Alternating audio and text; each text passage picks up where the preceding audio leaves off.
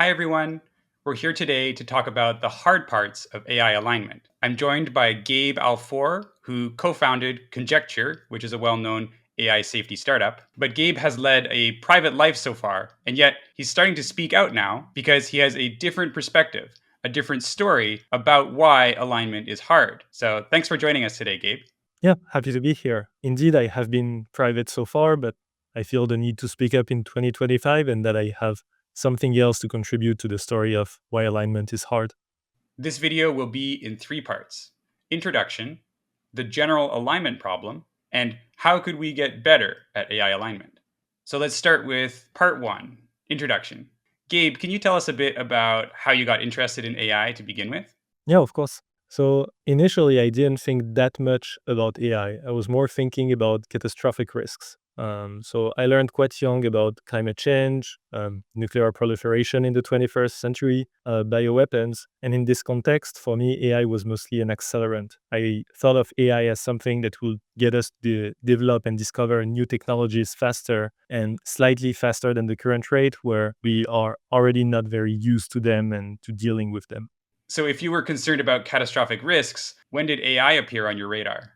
So actually, there were like two separate phases. The first one was when I learned about the singularity and intelligence explosion. Until then, I conceived of AI as a more gradual process, with like the extreme effects being like hundreds of years into the future. When I learned about the singularity and the intelligence explosion, it clicked immediately, and I was like, oh wow, this is actually just a matter of like generations or decades. And then there's the second part, which is GPT-3, where GPT-3 basically solved the big question marks of the AI diagrams that I wrote when I was a teenager, like how to build AGI. And at that point, I was like, I played with it for 30 minutes, and I was like, we're screwed. When ChatGPT came out, I played with it for less than 30 minutes and I said to myself, this is going to change the world, right? Even though I had a security background, I didn't immediately go, we are screwed. But yeah, I guess you would have been very concerned about that with the catastrophic risk bias. Yep, indeed. So, how did you go from being worried about GPT-3 and drawing diagrams as a teenager, apparently, to actually founding Conjecture, which is a really well known startup? So for me, it was mostly natural. I had longer timelines. I thought I had time, to build, to make money, build influence, this type of stuff, work on more longer term projects. But with GB3, I was like, nah, now I must focus on AI. So I didn't have much resources, so I just went online. I looked for the biggest online community at the time, which was at the forefront, which was Eleuther AI. And so I contacted the admin, who was Connor at that time, and I just messaged him instantly. And I think after just a week of conversation, I was like, we should build our company together. And then I think I harassed him for like 12 to 18 months, and voila.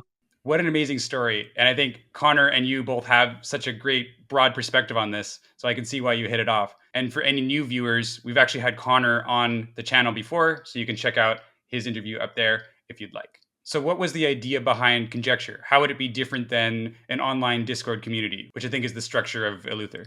Yeah, I mean, when you put it like this, I think it sounds quite obvious. With a company, you can pay people, whereas people in the online community are like less than reliable at all times. So that's a pretty big one. But actually, the most important one is that we think there are a lot of results that can be used in bad ways in AI. And with an open source community, you have no way to protect those results and do dangerous research without it being misused. So that was the main motivation behind Conjecture. It was actually to be able to work on an important topic without disclosing everything by default. I feel like a lot of projects have gone through this trajectory actually, where they first start out being really open and then eventually they have to lock things down as people start to realize the risks. So, what have you been doing at Conjecture since it was founded? Yeah. So Conjecture now is like 3 years old, I think, and has a somewhat rich history. For the first year, we've mostly been experimenting with many different approaches, even funding an incubator for alignment researchers. Then the second and third year were mostly coalesced on our current approach, which is cognitive emulation. So the idea behind cognitive emulation is that instead of building open-ended autonomous agents that are general and unbounded, basically. The goal was instead to build agents based on building blocks that we understand quite well, and then we are able to bound and constrain the behaviors of those agents, a sort of length chain on steroid, if you want to think about the implementation.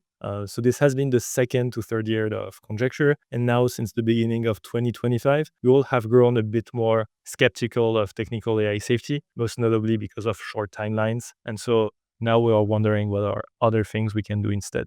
So you were basically trying to put together Lego blocks of components that you understood in order to create a larger system that you understood. Is that the gist of it? Yeah, both the components had to be understood and also the glue behind the components, because a lot of effects are like emergent. So it's a mix of both. Yeah, it sounds pretty hard. I know you get a lot of emergent effects in that area. But now you are actually switching focus because your timelines are even shorter, or like was that approach not really working, the gluing things together? So specifically, we worked on two things. The one is just architecturing things to glue them together, and the other one was more on how do you teach models specific things. Like instead of just fine tuning them on thousands of examples or pre-training them on like terabytes of data, the goal was more like to be able to instill a specific skill or a specific constraint to a model. And we got some nice preliminary results that we're happy of. It's just that too little, too late, basically. We wanted to get more and we did not. An easy way to understand our current bottleneck is that we can basically get a model to understand a specific command and teach it through fine tuning and generalize as well and so on and so forth. But we cannot do it for several commands. Like this just degenerates. So this has been our current situation. So as a result of this, we like the timelines are now too short. It doesn't make sense to try to solve a problem that might take like up a year given the current like geopolitical landscape. So you mentioned short timelines. In your view or in Conjecture's view, how short are they? I think that's a very fair question. From our point of view, there's a very real possibility that before 2 to 3 years, we get either AGI or a system that could bootstrap to superintelligence, which is our main worry. And we haven't found any serious plans that tackle basically AGI at such short timelines, even though we think it's quite likely. And so we think we should work on this, or at least there should be at least one organization that treats this seriously rather than just hoping it takes longer. So you guys created Control AI as well, right? Yep. So whereas Conjecture is more focused on research, development, and engineering, ControlAI is instead more focusing on awareness, policy, and governance. So do you hope that Control AI will be that entity that can take things seriously, that can address the shorter timelines with something beyond just technical approaches? We think that usually one entity can work well on like one specific project. And for Control AI specifically, the project that we wanted to work is making a clear case for what are the risks, for why short timelines are likely, and then making that case to policymakers. We think this is a straightforward approach that was not pursued. And this is what we want Control AI to be, the organization that does the straightforward, the direct approach. Excellent. And I know we'll talk more about Control AI later in the video. Having short timelines of 2 to 3 years might have sounded really strange just a while ago, but I think a lot more people are starting to think along similar lines, including myself. So there are a lot of people thinking about this problem. And what's your take on it? I think that people are roughly split between three stances in the people who think about those problems. I think one for people who are usually less informed is like the decentralized stance, what I call the decentralized stance. So the idea of this stance is that extinction risks do not happen or do not happen by default. They are triggered by someone. And the only way for them to be triggered by someone is if there's so much concentration of AI power that someone can do it unilaterally. And so in this stance, the best thing to do is to spread AI among as many people as possible. So basically, because any concentration of power means that maybe that group or entity can actually make superintelligence, you want to split it up so that there's never a dangerous concentration of power. I think it's more that there's not really a belief that superintelligence is possible or can happen quickly. So the idea is that as power of AI increases, you just spread it across enough people that no one can just defeat the entire rest of the world, including an autonomous AI agent. I think that's more the idea behind this stance. The second stance that is quite common is the centralized stance. In that stance, alignment is mostly a tractable engineering problem, one that could be solved with, 6 months to 12 months of effort research from highly talented engineers. In that sense, the best course of action is to race to AGI. It's like you should be the one building AGI, because if you're the ones who builds it with a cracked team, then you know you will make the world go well for everyone else. I think this is how OpenAI, Anthropic, or Safe Superintelligence sees themselves, for instance. Yeah, I guess a lot of people that believe you should accelerate would put themselves in that camp, right? They're like, well, it seems like this is a engineering problem, maybe a very hard one, but just an engineering problem, and we have a great team, so we should try it. Yeah.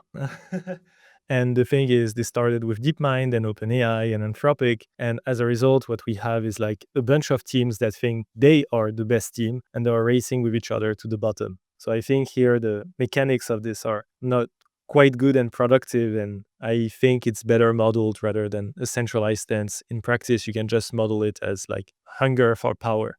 Like if someone just wanted to get more power, this is what they would do. And possibly these orgs are honest, but as indicated by many orgs joining the race later, it's now just the common thing to do for a big org. Like a lot of big orgs are now saying our primary objective is to race for AGI. When something is, hard to discriminate from hunger for power, it might be that trying to help everyone is not the best explanation. So there's a last stance, which I think was in a minority a while ago, or at least was not popular, even if you believed in it, which is the what I call the hard stance. That stance says that alignment is just very hard. So it's not an engineering problem that can be solved in like 6 to 12 months and so on and so forth. It is a very complex problem, a very holistic problem. And in that stance, it will not be solved in the next 2 to 3 years. So by default, what happens is that if we build ASI, we build a misaligned ASI and we all die as a result. This is a stance that is espoused by like Miri.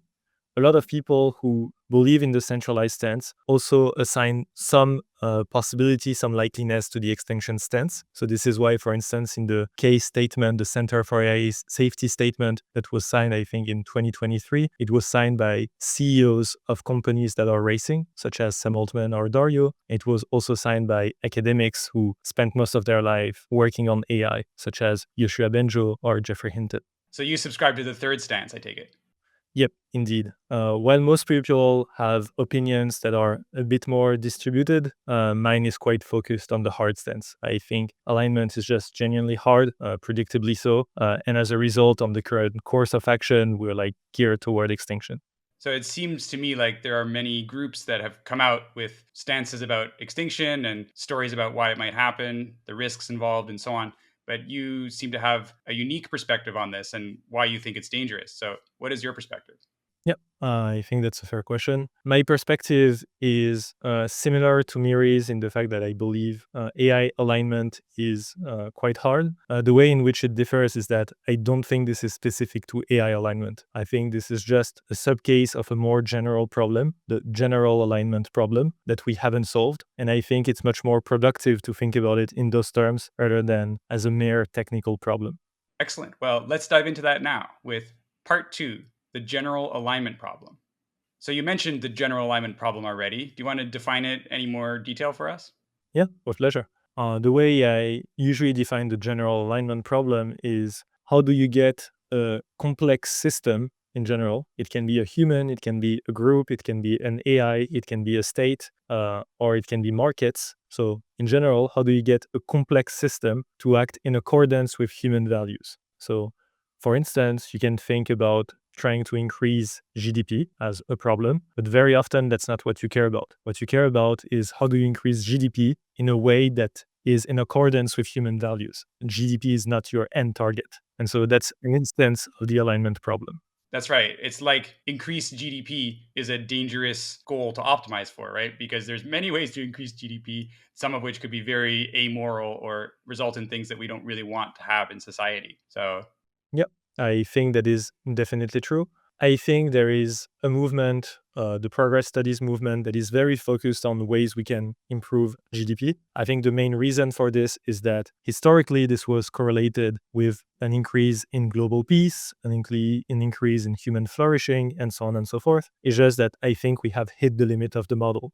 For instance, in the last few decades, we have seen a massive fertility crash. In the last few decades, we have seen more destabilization of global peace. In the last few decades, we have created many new addictions through social media and have destroyed the old model of the internet with like public protocols like IRC, XMPP, and so on and so forth. So I think we have hit the limit of the just optimized for GDP model, and we're back into the alignment problem, which is how do you do this while being in accordance with human values? And this is a very hard problem. And I think that simplistic solutions are not serious attempts at solving it.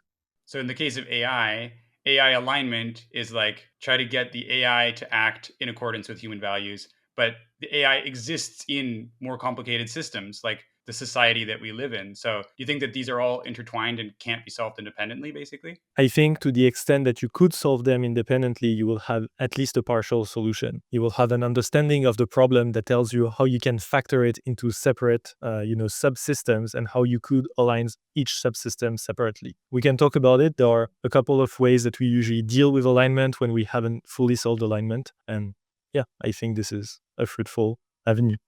So what does that look like to partially solve alignment? What systems do you have in place or what guarantees are you trying to go after? I think it looks like what we have basically. So alignment is how do you get a complex system to act in accordance with human values? We haven't fully solved that, but there are sub-problems that are easier. For instance, one of them is corrigibility. So the idea of corrigibility is that you don't try to build a system from scratch that is aligned with human values. Instead, you build a system that you can course correct, which means if it goes wrong, you can correct what it's been doing. Another simpler solution, even more partial solution, is boundedness. You don't necessarily think that you can course correct a system, but you have managed to bound it, to constrain it enough that even if it goes wrong, it still works. This is basically how Western constitutions are built. Checks and balances are a lot about boundedness. The goal of checks and balances, of splitting between legislative, executive, and judiciary, is about bounding the power of any individual human. Yeah, that way, even if we haven't solved human alignment, we can bound its power enough that things still work. Another part is the fact that we can vote on new laws, or that in many constitutions, we can even have a referendum to change the constitution. This is a form of corrigibility. It's like, even if the current laws are not good, or even if the current constitution is not good, it's okay. We can just change it and course correct. So those are like practical examples of corrigibility and boundedness in the real world, which are more like partial solutions to alignment. I really like that idea of corrigibility, the ability to course correct, because I think that everyone knows that humans aren't perfect. And so as humans, we're often trying to aim for that, right? In your job, you try something, it doesn't work, you course correct. It's seen as like a totally normal way for a normal human to operate. So I think, it's easy to grasp for other people, like corrigibility. Oh, society can course correct. Oh, everything can course correct in theory if it has this corrigibility property. Yep. I think this is fair. This is a nice way to think about things. I think we have lost a bit of this spirit. For instance, we haven't really improved on the Western constitution models. Our constitutions are quite similar to the first ones that have appeared, 250 years ago with, Enlightenment, humanism, and so on and so forth. This is a bit sad. More recent and more topical, we have big tech through, massive lobbying, massive FUD campaigns, and so on and so forth, has managed to escape any meaningful regulation on social media and AI, despite a lot of attempts to do so. And so this is an example of practical non-corrigibility. We have systems arising in our markets that refuse to be course corrected and are acting against that. So before thinking about AIs and what it would look like to have an agent that refuses to be corrected and things like this, I think it's quite important to at least understand the problem at current times, let alone in the future. We have already seen examples of this. Yeah, it seems like our current societal systems have many examples of that, like increasing inequality. Even though everyone knows that that's happening, it's really hard to kind of deal with it. Or increasing political divisiveness. That's kind of a side effect of social media and other properties. But nevertheless, it's something where we see it, we want to course correct, but that doesn't seem to be happening.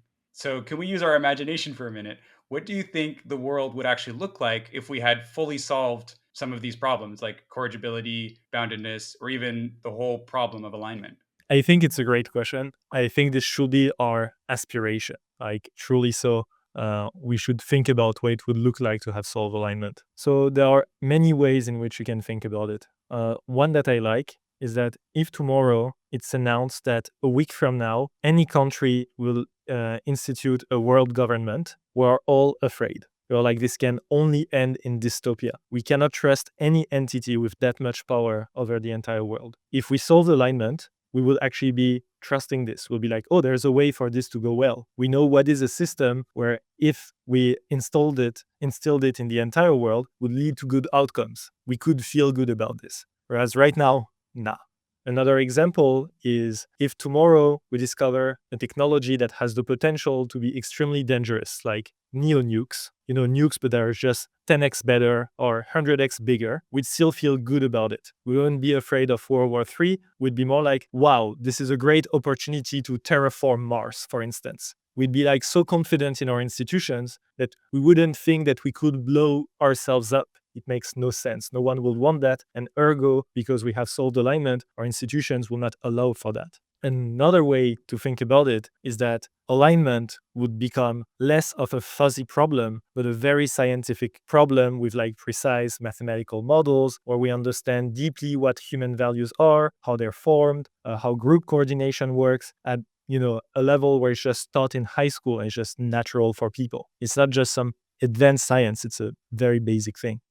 It sounds, I mean, obviously very difficult. Like, I feel like even now, economics, which is probably just a small piece of that bigger alignment problem, still doesn't really know what's going on, right? It's kind of a soft science in some senses, and it's really hard to predict what's going to happen in the future. How would we reconcile this, solution of alignment to modern day values in Western societies, like the ability for people to have freedom and to act of their own accord, which could potentially go against the desires of other people? I think this is a big question. I think the understanding that this goes against modern values is like quite manufactured. Historically, this is not how things happen. We had a lot of, for instance, regulations on newspapers, radio, TV, and we found this completely normal and not going against free speech. This is a very modern view that is not actually core to the Western values. I think this is quite important to understand, is that if you have infinite competition without any rules, what you get is not epic markets that are so efficient that yields great technological progress and so on and so forth. What you get is Somalia. And the best technological innovations do not come from Somalia. The same way, if you want to watch the most beautiful fights between people, you watch the UFC. You don't watch, the local dirty street fights. So a big thing that was understood that is how we build the modern world, how we actually built our Western democracies, is that to have nice competition, you need a very powerful frame. And this is an act of balance. In the 18th century, you had a lot of people write their theory. So for instance, Montesquieu with de l'esprit des lois, this is part of the idea between checks and balance, is that people can have some freedom, but within some bounds and so on and so forth. And this is part of the reason why alignment is hard, is that you must grasp with those complex systems. You cannot just go for a simplistic thing like maximize freedom or completely disregard freedom. That's what it means to have a system aligned with human values. You must consider all the human values. You cannot just completely disregard freedom or only focus on freedom as the libertarians often do. Yes, and I had a previous interview that talked about that a lot, where you maybe you see yourself as giving up some freedoms, but what you get back from that framework is a lot. And I think about the economy as a good example of that, because it's a well-structured environment in which money is how people interact with each other, and you don't have one company going out and murdering employees of another company typically, right? Because the laws against that are really strict, and that creates an environment for people to flourish. Companies don't have to have private security forces and bodyguards just for their employees typically. Yeah, I think this is quite a beautiful feat. I think a great part of the Western spirit, from Plato's Republic to Montesquieu's De Esprit des Lois, and to then, the liberal humanist of the early 19th century in the US, is about this. Is about trying to find a way to design complex systems or societies in a way that is aligned with human values. In great part, making progress on this problem is how we got to our current societies. And so I think that trying to reduce it to like only one component, whether it is like an overly technical component or trying to reduce it only to freedom, is like quite sad and actually regressing. But yeah. So maybe solving alignment completely looks like going from giving gold coins to each other to having a computerized Nasdaq stock exchange or something, right? It seems like there's a huge amount of value, but also complexity that evolved from us putting in place like those economic values. And so maybe there's a similar breadth of evolution that still has to happen when we put social rules in place or other rules that are part of alignment.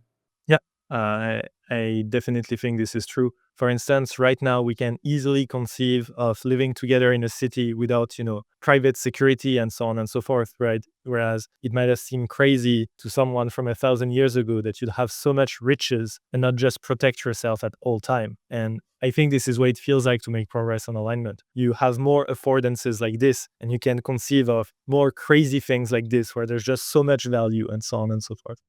But yeah. Very cool. So, how does this fully aligned world that we were imagining connect with AI? What would AI look like, fully aligned AI? So I think this is a great question. A way that I like to think about it is from the perspective of Asimov's three laws of robotics.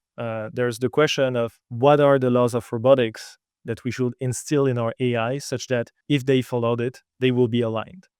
Laws that are defined enough that a judge could understand them, that we could understand them without too much fuzziness. They don't need to be fully formal, just at this level of understanding. And the true thing is that right now, we do not have such laws. We do not have a constitution where if we knew that a country will just completely follow this constitution, we would feel confident with this constitution and country as the world government and would feel great about it. And so the same way, I think it's obvious that we haven't solved alignment for AI, because if tomorrow there's a super intelligent global AI system that is in power, we do not know the laws of robotics where if we instilled it into it, we'd feel great about it. And so from my point of view, that's kind of the problem. That's how I think about it, how I think it would look like to have solved alignment for AI.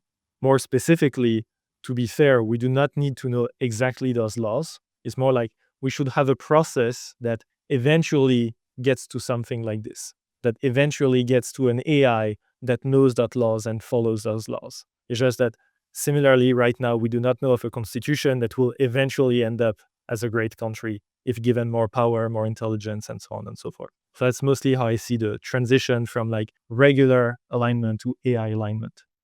And of course, Asimov's three laws were constructed so as to have a lot of problems in them for fictional effect. But it's actually a very useful example too, because it's like no matter what laws you write down, there's just so many ways that they can go wrong. Right now, we don't know how to write down the laws. People have been trying. Anthropic tried to write down the constitutional AI and have the AI follow this constitution, and it works reasonably well, but it can still be jailbroken. And we don't know if that constitution is a good one, right? If we have a super intelligent AI that follows it, are we safe? Yeah, exactly. I think this is much more the problem than it being jailbroken. If some people can have, some Claude doing some, I don't know, dirty texting with them and jailbreak past this, who cares? Like, Claude is not an autonomous agent taking big actions in the real world. I think there is a big difference between just having a thing that is nice in the context of conversations and having a thing where if you let it have effects in the real world, you expect good things to happen. So for instance, with Claude, a lot of people use it as a psychologist or as a therapist. Do we think this leads to good outcomes in the long term? Question mark, question mark. If more people use Claude as emotional support and divest from humans, do we think this leads to good outcomes in the long term? And I think those questions are closer to like thinking about alignment than just do we rate the conversations highly. They are more about thinking about the long-term effects of if you have those laws, what does it mean for humanity? And this is more how we should think about alignment. In the context of ASI, we should also think about how does this translate? How does AI preserve its values as it becomes smarter and smarter, which adds another round of complexity, which is the same as, there's a difference between aligning a couple of small companies and aligning a world government. So there are many things like this where I think that it's very easy to over-focus on do we like the type of conversation and confuse this for alignment.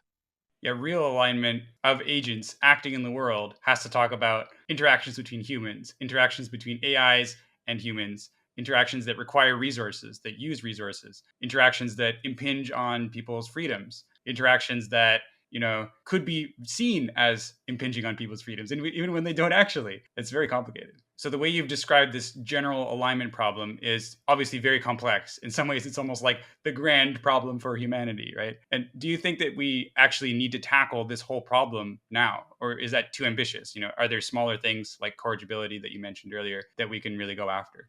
So there are two parts to this question. The first one is just personal. I don't think it's the true answer, but it's truly how I feel, is that this is indeed the grand problem of humanity. This is what we should work on. Like, this is the humanist project. And when we worked a little on it, we got like outside results, and we got constitutions that we still use 250 years later. So I think we do have some type of moral duty to work on it. Like, this is what made the West grand. This is the values that we propagated to the rest of the world, where the rest of the world also uses those constitutions and just likes them. So I think we ought to work on it regardless of the AI emergency. But in the context of the AI emergency specifically, I think there's a temptation to not think about it and be like, oh, it doesn't matter. We can just think about, aligning cancer researchers. And I think we can go with the story. Like, tomorrow, imagine that there is deep open pick that just focuses on aligning cancer researchers. And they do a great job at it. They get like 100x faster cancer research. And 2 years from now, we have many more treatments for cancer. We have eradicated like 60% of cancers. This is epic. Like, just to be clear, unalloyed good. I love eradicating cancer. If I have a button that eradicates it, smash immediately. The problem is that you have some other organization that builds misaligned ASI, deploys it, and we all die. And so the question is that if you want to make the world go well through aligned ASI, you need an aligned ASI that is powerful enough to at least disarm the other misaligned ASI research projects. This reminds me of what Eliezer Yudkowsky was saying, where the first ASI that gets created would probably want to take a strong action to prevent any other ASI from being created, or in your case, to disable those ASIs after they get created, right? I wouldn't read into the intents of ASI systems. Uh, I don't think this is needed. I think it's more like, if you don't do this, if you focus on a narrow ASI type of alignment, you're like, I will just align a very smart chess master or a very smart non-agentic, cancer research assistant, you still have the problem of dealing with misaligned ASI. This is also a thing that is true regardless of whether we build aligned ASI. Like, let's say tomorrow you and me decide to not build ASI because we're like, it will be misaligned, so let's not take the risk. We still have the problem of dealing with misaligned ASI research projects that currently exist. So I don't think you need to read into the intents of ASIs to see the problem. This is an existing problem.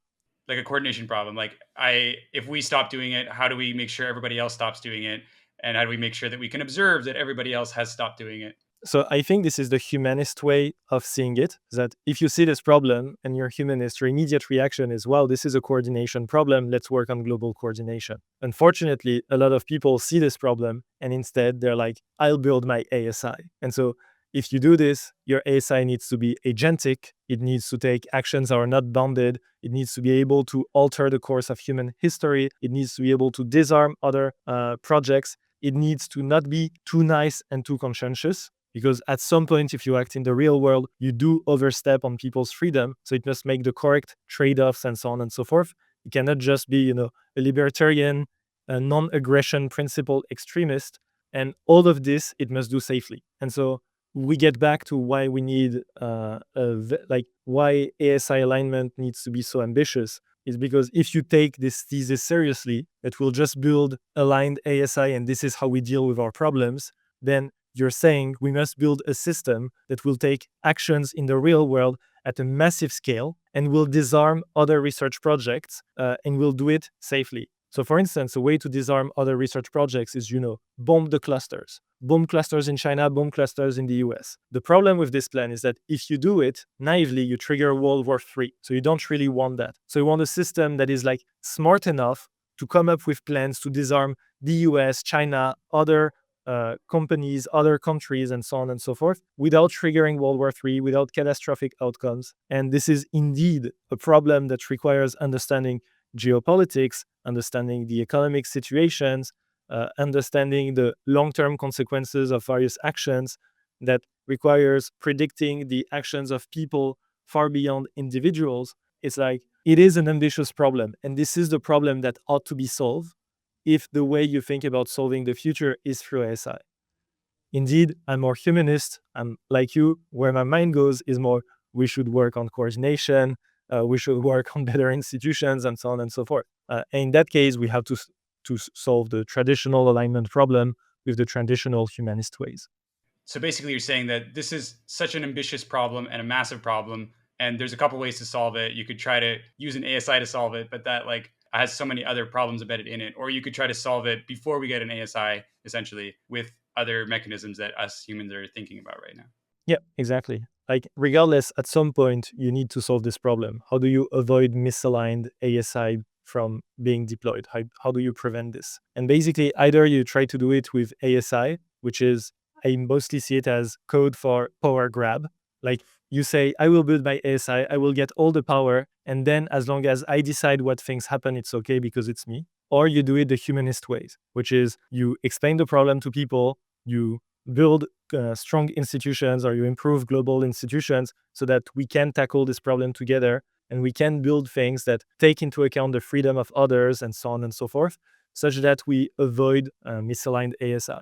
I think that if you just call it AI alignment, it tends to hide the complexities of what it actually means in practice. Like, it sounds like you just need to do some interpretability, you just need to have some chat agents that become, a bit smarter, and it's okay, and we just do this gradually or something, and at the end everything goes well, question mark profit.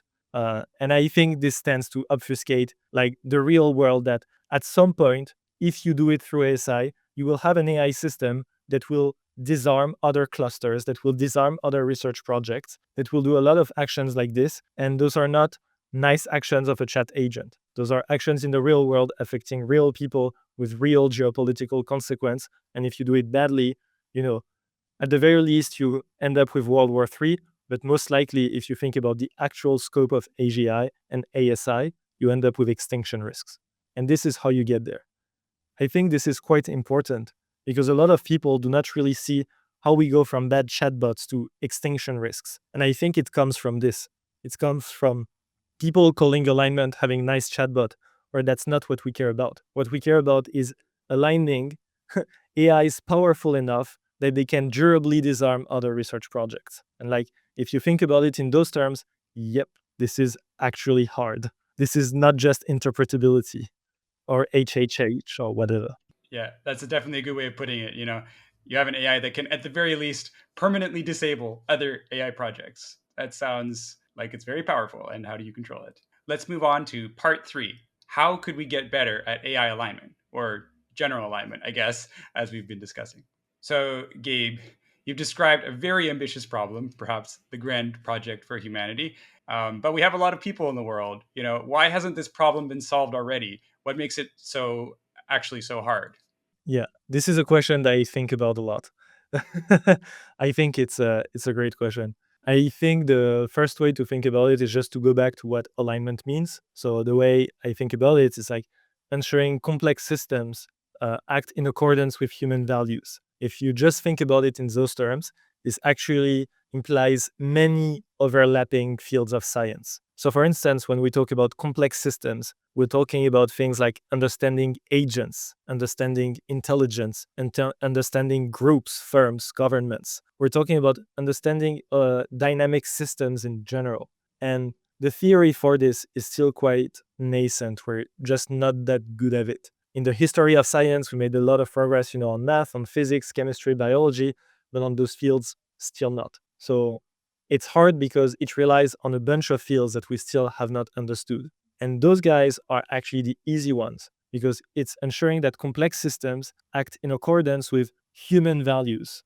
If we get to human values, it's not even a soft science. It's still, to the domain of like philosophy or sometimes even spirituality, we must think about morals, ethics, what is good for people. How do you discover your own values? You don't have just read access to all the things that are good for you. This is very often a journey of self-discovery. And doing this for the entirety of humanity is like quite a big project. So there are many questions like this that we just have not made a bunch of progress on yet. Do you think it's even possible to make progress on that? Like, if I think about a young person that's discovering what they like, what they want to do with themselves, that seems like a deeply personal thing, but also not really something that can be accelerated very much, at least from my current perspective. So here, I think this is where I might be very optimistic and like humanist in that sense. I think science is powerful. Uh, I think to the extent that we made great progress, it was through scientific inquiry. I think that we have an overly restrictive vision of science. For instance, we think of morals as being outside of the curfew of science, whereas I see it instead as us not having good enough scientific tools to study morals. And I think this is the main problem, is that in a lot of the sub-problems of alignment that we've mentioned before, they're still what we call in epistemology pre-paradigmatic. So you have paradigmatic fields where we understand their object, we understand their methods, they have standard definitions, they have objective measures, they have clear and reliable indicators of progress. And you have, to the contrary, pre-paradigmatic fields. So no standard definition, no objective measures, no reliable indicators of progress. In those fields, we struggle. uh, and basically, the key question is, how do you get a field like this that feels like intrinsically subjective or sometimes metaphysical, like morals or figuring out your values or sociology or what is the correct policy for my country? How do you turn those questions that feel not objective into actual scientific fields? And I think there are many ways to do it. If you think about it, one of my favorite examples is meta mathematics. It's like, what is the nature of math? If you think about it, it sounds like a super spiritual metaphysical question. But you actually had a generation of mathematicians that thought about this. This was the crisis of foundation. This culminated in the Hilbert's program, where Hilbert decided on a bunch of criteria for what it would mean to solve metamathematics. And then Godel actually answered with a negative that was like, no, there's no system of metamathematics that solve all those criteria. In modern parlance, Hilbert asked for an algorithm where, given any statement of math, would come up either with a proof that it's true or the proof that it's not true. And this is an incredibly modern way of thinking about math. It might seem normal to people now, but back then, people were still confused. Oh no, set theory paradox. Or what is the set of all sets that do not contain themselves? Does it contain itself or not? And they were puzzled. They were stumped by this. They were like, I don't have a solution. It means math makes no sense. And now this is just trivial because we actually made meta mathematics an actual science. And making it into a science led to formalism, led to computability, led to computers, and so on and so forth. And so I think this is the type of progress that we must make in those fields. We should actually think deeply about all the paradoxes in those fields, deeply about the paradoxes of moral philosophy, about policy theory, and so on and so forth. And we should have people that try to come up with a Hilbert program, that try to make it much more formal, that try to define what would a solution to moral philosophy look like? What are the criteria that the perfect constitution should have? And basically take those things seriously. And I think if we do this, we'll make a lot of progress in making those fields more scientific. And to the extent that we have done this in the past, we made like great progress. And this is why I'm optimistic. It's like, I think we can do this. We have done it. When we did it, it was great. We should just do it more. That's really fascinating. I haven't heard, you know, I guess, I mean, I've heard mathematicians talk about metamath. Of course, they always make jokes about which axioms you support or something like that. But it seems like, to be able to take that bigger picture and say, okay, this is what happened to math. Oh, wow. Look at these other paradoxes. If we only knew how to think about it correctly, then we could actually leverage all these human brains around to make rapid progress on it. Like right now, we're all treading water, basically, if we don't know what the goal is. Yeah, no, exactly. And to be fair, we can talk more about it later, but I don't think the bottleneck is, IQ. Uh, we'll talk more about it, but I truly don't think this is a problem of intelligence. I think this is much more a problem of focus, and that very often we just try to avoid tackling the hard problems. And to be fair, this is mostly how I see people talking about AI augmented AI alignment, basically. Yes, I guess that's the natural question, right? Can you use AI to help you solve AI alignment? Because the way you presented it was like, think of the right formalisms and then go. So can AI help us think of those formalisms, or can it help us go? Yeah. So um, basically, my answer, I think it's expected by my stance. This is why I think alignment is hard. Is that now we can't. So there's the first thing, which is we don't know the laws of robotics that are needed to have an aligned ASI. So we cannot use an aligned ASI. So for this type of stuff, when we say using AI to solve alignment, we're thinking of either a narrow ASI or we're thinking of a weak AI in general. And so the first thing that I see is that it hasn't worked so far. We have very powerful AIs. We have AIs that are, as competitive as the top programmers on Codeforce. We have AIs that are trouncing PhDs on GPQA and so on and so forth. And yet, they still haven't helped with alignment. We don't have any progress in morals thanks to AI. We don't have any progress in coordination thanks to AI. We don't have better constitutions thanks to AI. We wouldn't feel better about a world government thanks to AI. It just, in practice, it just hasn't helped with alignment. Do you think that's because we're not asking the right questions? Like, do you think that AI can be helpful eventually? Or do you think that like we have a lot of work to do before we ever ask an AI for anything? I think those two. uh, I think that if we made alignment, like the actual alignment problem, or solving morals as actual benchmarks, not just asking gotcha questions and dilemmas, but actually something closer to Hilbert's program, then we could design AIs that make progress on them. It's just that we haven't done this. And I think this step is the biggest one, is that if we made alignment as rigorous as physics, uh, then I think it will be much easier to get AIs to make progress on it. And I think those two facts are not disconnected from each other, basically. And so there's the question of what it would take to get there. And the answer is that narrow AIs won't cut it. Those problems are like holistic problems. If you think about alignment, it's like possibly the most holistic problem. It's not well defined with a specific model, specific isolated system that is super easy to study, super convenient for scientific methods. For alignment, let's just think about what is a good policy for a country, let alone good laws or a good constitution, just good policy. This is a thing that requires a lot of experimentation. You must actually try things and see what happens. You cannot just zero shot it. You cannot just guess what the correct policy is. And the same way, you cannot just zero shot guess, just guess immediately. How do we build a world government? If we try this, we know that this will end badly. And so you will need AIs that can experiment over time, that can experiment at the scale of human societies. And these are not narrow AIs.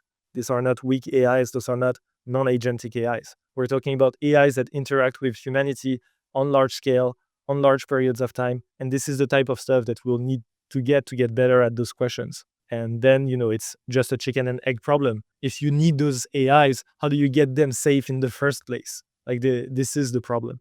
It's hard to bootstrap, really hard to Yep. bootstrap. Be better to try bootstrapping with humans because we at least have a working society, more or less, in which to operate.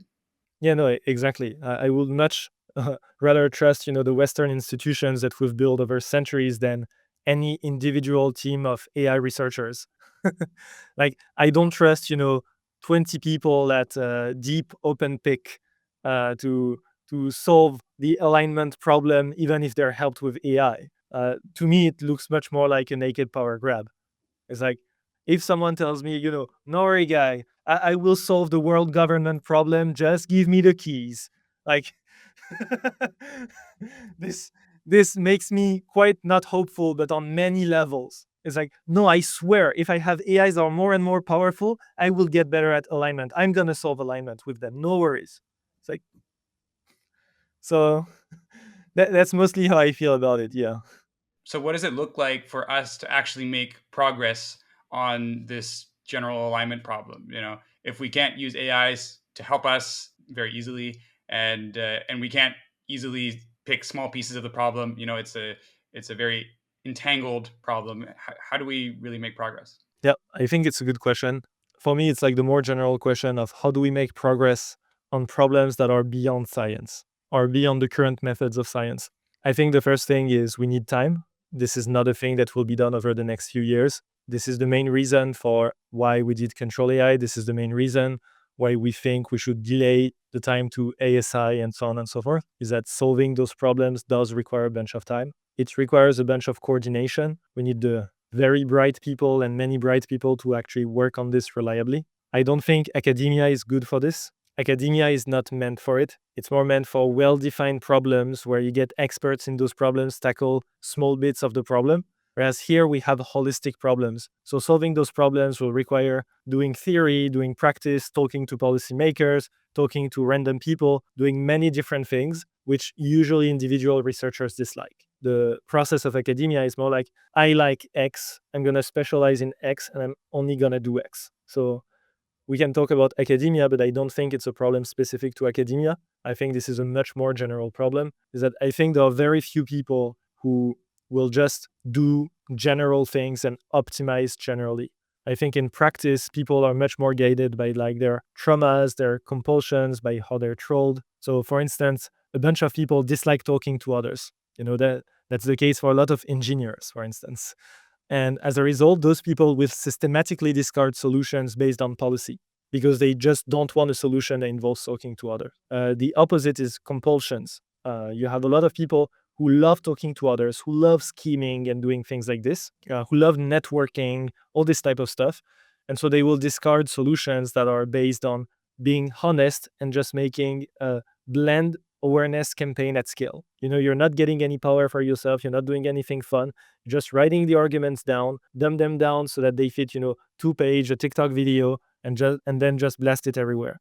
And if you like the scheming part and talking to important people, this does not feel fun. And so it's like the opposite of a trauma. It's like a compulsion. Just you want to do X. And you also have this in engineering.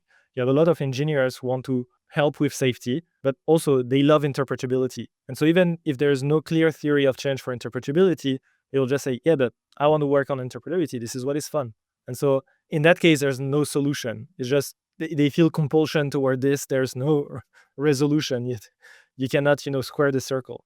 I've talked about traumas. I've talked about compulsions. I think the last thing that is quite important to understand the current dynamics and why we're consistently failing is what I call trolls. It's when other people try to screw over you. So the best example is ideologies. You don't naturally come up with an ideology. You don't feel compulsion toward an ideology, or you're not traumatized or whatever. An ideology is a thing that comes from the external world and will capture your attention and is optimized to capture your attention. It's the same thing for cults. It's the same thing for many, mean memes. And the thing to understand is a lot of people spend a lot of their time on this. A lot of people are crafting messages such that anything that is linked to regulation or safety sounds bad. A lot of people are spending a lot of time to try to trigger a war between the US and China such that they get those juicy defense contracts. For instance, a lot of people will talk about the US-China race to AI. But it doesn't mean anything. Like DeepMind has started the race 10 years ago, then OpenAI, then Anthropic, then Meta said they wanted to do AGI, and now there's XAI. Almost all of this is within the US. Where is the China part? Like aside from DeepSeek like a month ago, and then Alibaba this month, there was almost nothing for 10 years. This is not what a US-China race looks like. Most of the pushing of the state of the art has come from the US reliably. And so you just have trolls like this that if you just look at reality, you do not come up with it spontaneously, or just trying to take over like people's minds. And so I think that the same thing is true in science. Staying focused on the core goal is quite hard. You have your traumas, you have your compulsions, you have people trying to screw over you, and staying focused is really hard. This is why I think there are a couple of things that we like in science. For instance, we like objectivity. The reason is not that science can only study objective phenomena. There are many phenomena of interest that we should study that are not objective. Stuff like feelings, phenomenology, or stuff like societies. You cannot measure a society. They're very interesting. The reason why science loves objectivity is that it's very easy. When you have an objective measure, it's much harder to be compulsed towards something else. It's much harder to lie. It's much harder to screw over. It's like much more grounded. So all those adversarial dynamics have much less degrees of freedom. Whereas if you get into subjective territory, you ask someone, do you feel like sometimes you want to hurt others? Well, they will lie. except if they're stupid or trying to mess with you, they will just lie. And so that's what happens when you get into the territory of subjectivity. And so I think we should get, like, if we want to solve alignment, if we want to solve this type of stuff, we must extend science so it has methods that are reliable enough to deal with subjective situations, to deal with intersubjective situations, to deal with adversarial dynamics, to deal with all of this. And I think that if we do not get there, yeah, we're not gonna make it. And this is what I think are like the main obstacles, and this is why I think it looks like to get there. It looks like we can have smart people focused on the relevant problems, not getting distracted by their compulsive interest, not flinching at their traumas. If your scientific approach means that you should talk to policymakers yourself, then you ought to talk to policymakers yourself and not get distracted by people trying to spread FUD, so fear, uncertainty, and doubt, and just stay focused on the thing. I think if we get there, yeah, we can solve alignment. We can solve alignment the same way we solved mathematics. It might take some time. It might take, a lot of focus and energy from smart people, but we can definitely do it. So That's a call to action if I ever heard one. Let's just do it. Easier said than done, I know. that's truly my belief. It's like we can. So maybe about time for our conclusion. Gabe, do you have any takeaways that you want our viewers to have after watching this video? Yep. I think we can solve alignment. We just need more time. To do so, I suggest you talk to your local representatives about the type of policy that gains more time. If you're interested in this, you can check out the narrow path. And more recently, the briefs from ControlAI that is called the DIP, the Direct Institutional Plan, that basically tells you how you can contact your local representative and the type of policies that they should support to gain us more time such that we can solve the alignment problem ourselves. Thanks for letting me participate. So links to the compendium, the narrow path, and the DIP or the direct institutional plan, those will all be in the description below. Please do check them out. And if you liked this video, definitely check out this previous one I made where I interviewed Andrea from ControlAI. We talked a lot about very similar topics. I'm sure you'll like it. If you want to talk more about this, be sure to hop on our Discord. I think Gabe should be there as well, and I hope to see you there. Well, that's all we have for today. Thank you very much for watching. Bye. Bye.